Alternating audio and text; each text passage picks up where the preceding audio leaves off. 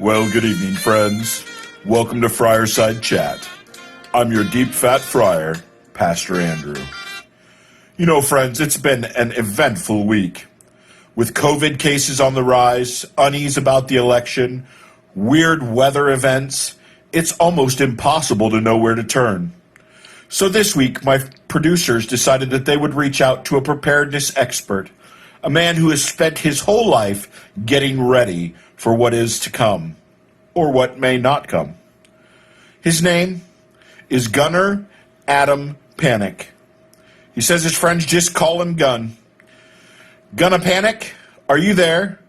Are you there, Mr. Panic? Hoorah, Fat Daddy! Did you know that FAT stands for Find, Assess, and Terminate?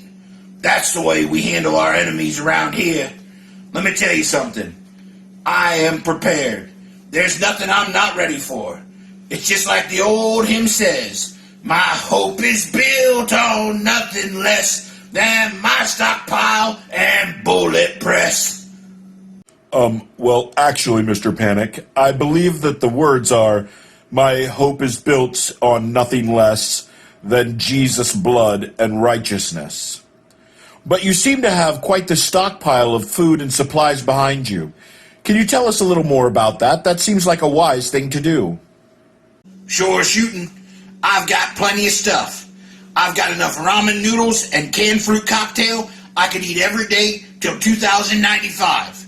Between that and my 1,864 archival copies of Bonanza the Lost Episodes, I'll even have entertainment.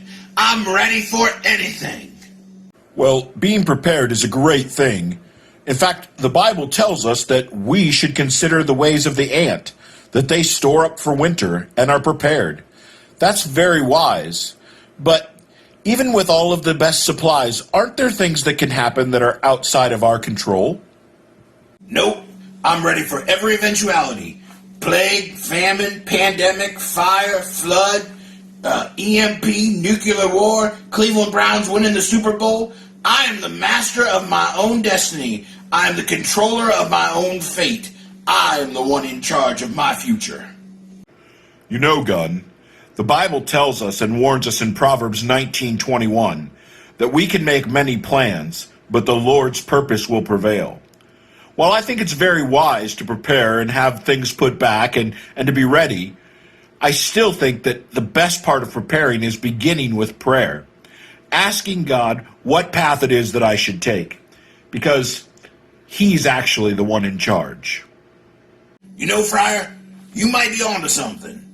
I remember the story of a guy when I was a kid in Sunday school. His name was Jonah. He bugged out to a location called Tarshish, but on the way, he evac'd into a fish. And then, well, let's just say his plans had to change. Yeah, you're right. God was in charge of that.